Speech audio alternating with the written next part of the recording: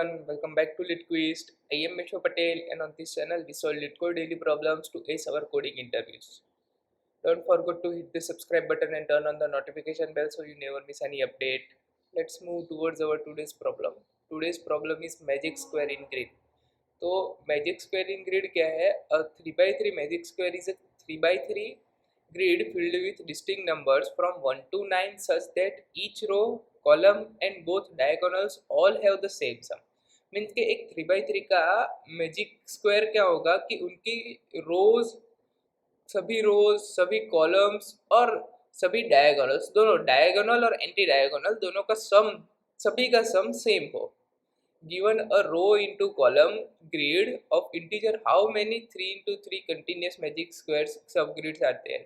तो हमें फाइंड क्या करना है कि हमें रो इंटू कॉलम ग्रिड दी हुई है, उनमें से 3x3 के कितने कंटिन्यूस मैजिक स्क्वायर रहे हैं वहाँ, वो हमें फाइंड करना है.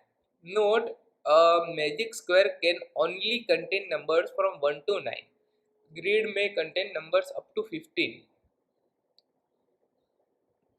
यहाँ पे हमारे array, hash table, math, matrix जैसे टॉपिक्स कवर कर रहा है.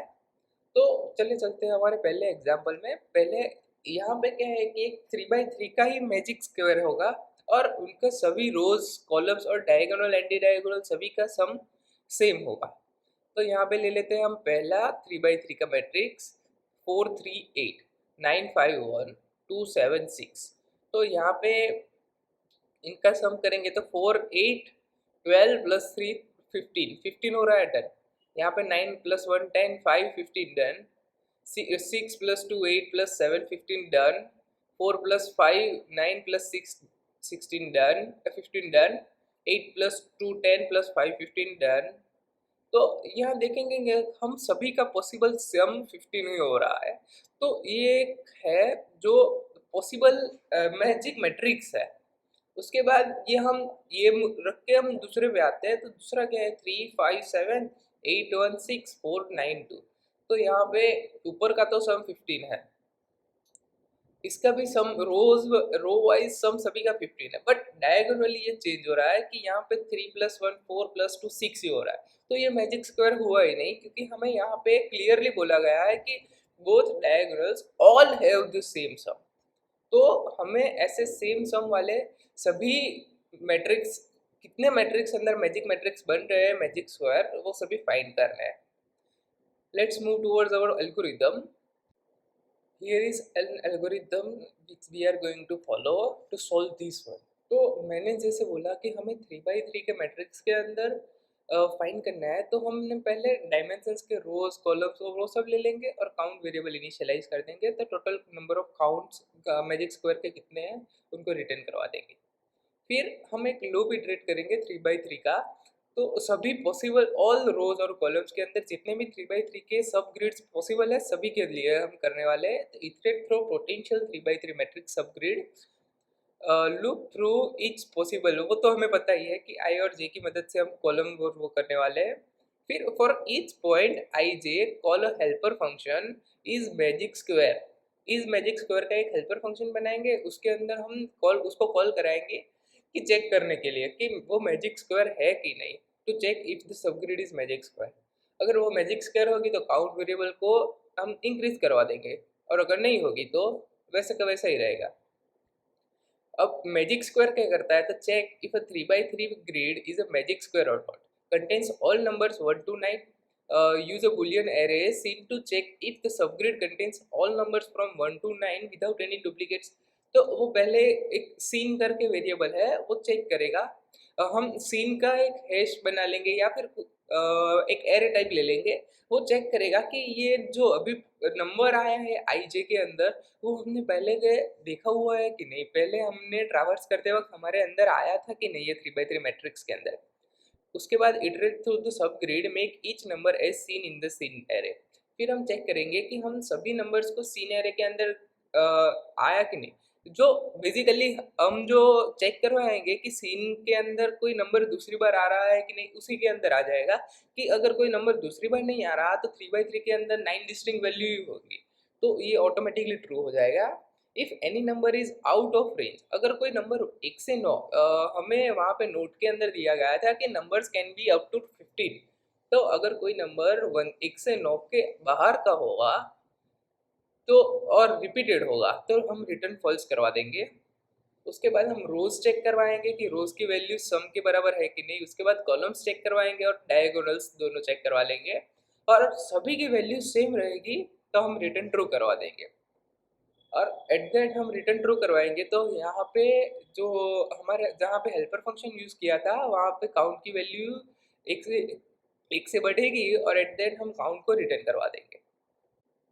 Here is our coding solution. तो आज के कोडिंग सॉल्यूशन के अंदर में पहले हमने काउंट वेरिएबल रोज और कॉलम्स की वैल्यूज को ले लिया। उसके बाद हर एक रोज और कॉलम्स को इटरेट करवाना है, हर एक पॉसिबल 3x3 सबग्रिड्स को इटरेट करवाना है। तो आई से हम रोज और जे से हम कॉलम्स को इटरेट करवाते हैं, तो वो करवाया, बट -3 इसीलिए करवाया कि हमें पता है कि वो जो बेसिक ग्रिड होगा वो 3x3 का होगा ही, तो हमें सभी के अंदर जाने की ज़रूरत नहीं है। उसके बाद हमने ये हेल्पर फंक्शन यूज किया हुआ है। Helper function is magic square grid, उसके अंदर आई जे की वैल्यू मीन्स के करंट रो और करंट कॉलम की वैल्यू डाल के जो सब ग्रिड बन रहा है उसके हम चेक करवा रहे हैं। अब इस मैजिक स्क्वायर के अंदर क्या है कि जो एक ग्रिड आया, रो स्टार्ट और कॉलम स्टार्ट, आई रो स्टार्ट है और जे कॉलम स्टार्ट है। अब यहाँ से हम चेक करवाएंगे, पहले मैंने जैसे बोला था कि सीन के अंदर सभी आ रहे हैं कि नहीं, कोई रिपीट तो नहीं हो रहा, क्योंकि पहला तो कंडीशन ही ये है हमारी कि डिस्टिंक्ट नंबर्स फ्रॉम 1 to 9। हमारे जो 3x3 के अंदर जो नंबर्स होगा ना वो डिस्टिंक्ट चाहिए। तो हम कैसे चेक करवाए कि दो फॉर लूप ले रहे हैं, एक रोज और एक कॉलम्स के लिए, और उनका अंदर से नम को हम नम के अंदर जो करंट वैल्यू है उसको स्टोर करवा रहा है ग्रिड आई जे की। अगर जो नम आई से 1 से छोटा है या फिर 9 से बड़ा है, या फिर सीन नम्स के अंदर की वैल्यू ट्रू है, हमने यहाँ पे पहले सीन बुलियन वैल्यूज ली है तो सभी 0 है। अगर उसकी वैल्यू ऑलरेडी ट्रू हुई है तो हम रिटर्न फॉल्स करवा देंगे, या फिर ये कंडीशन सेटिस्फाई इनमें। और यहाँ पे और ऑपरेटर्स का यूज किया हुआ है, तो एक भी कंडीशन अगर ट्रू हो गई तो हम रिटर्न को फॉल्स करवा देंगे, और कोई भी कंडीशन ट्रू नहीं हुई तो हम सीन नम के अंदर ट्रू करवा देंगे कि हाँ ये डिस्टिंक्ट वैल्यू है और हमने एक बार एनकाउंटर कर ली। आफ्टर दैट यहाँ से हमें सभी मैट्रिक्स मिल जाएगा एक डिस्टिंक्ट वैल्यूज का 1 to 9 की। अब उसके बाद हम एक सम ले रहे हैं, calculate the sum of the first row, क्योंकि फर्स्ट रो का सम ही सभी रोज का सम होगा, सभी कॉलम्स का सम होगा और दोनों डायगोनल्स का सम होगा। तो हमने पहले ये चेक करवाया सम क्या है। उसके बाद हम एक एक रोज का चेक करवा रहे हैं। अब रोज चेक करने के लिए हम आई का यूज करेंगे, तो आई की रो स्टार्ट से स्टार्ट करके रो स्टार्ट +3 तक जाएंगे, और आई की वैल्यूज प्लस प्लस होगी तो आई कॉलम स्टार्ट जहाँ तक है वो plus column start plus 1th column और column start plus 2th column, उनका सम करेंगे, और अगर वो सम जितना नहीं आया तो हम रिटर्न फॉल्स करवा देंगे। सेम गोज फॉर कॉलम, यहाँ पे हम कॉलम स्टार्ट करके कॉल स्टार्ट +3 तक जाएंगे, रो स्टार्ट जे, रो स्टार्ट +1 जे, रो स्टार्ट +2 जे, और उनके सम के इक्वल्स नहीं आया तो रिटर्न फॉल्स करवा देंगे। अब same goes for the diagonals. Diagonals में क्या है, रो स्टार्ट कॉल स्टार्ट, फिर रो स्टार्ट प्लस कॉल स्टार्ट +1, दोनों का +1 मीन्स के मिडल एलिमेंट, मिडल ये वाला एलिमेंट, और रो स्टार्ट +2 और कॉल स्टार्ट +2 मीन्स के एट द एंड जो बॉटम राइट कॉर्नर का एलिमेंट है वो आ जाएगा। अब एंटी डायगोनल ले लेंगे इसकी मदद से। तो एंटी डायगोनल में क्या है कि ये 8 लेना है, तो 8 कैसे, रो स्टार्ट, तो रो स्टार्ट रहेगा पर कॉल स्टार्ट +2 पे आएगा, फिर मिडल एलिमेंट रो स्टार्ट +1 कॉल स्टार्ट +1, और एट देन रो स्टार्ट +2 और कॉल स्टार्ट, जिससे बॉटम लेफ्ट आ जाएगा। अगर इनमें से किसी का भी सम के इक्वल्स नहीं हुआ तो हम रिटर्न फॉल्स करवा देंगे, और सभी कंडीशन के अंदर सम सम इक्वल्स सभी का सम सेम हो गया तो हम रिटर्न ट्रू करवा देंगे, क्योंकि वो एक मैजिक मैट्रिक्स है। तो हम यहाँ पे रिटर्न ट्रू करवाएंगे तो ये काउंट की वैल्यूज 1 से इंक्रीज करेगा और एट द एंड काउंट को रिटर्न कर देगा।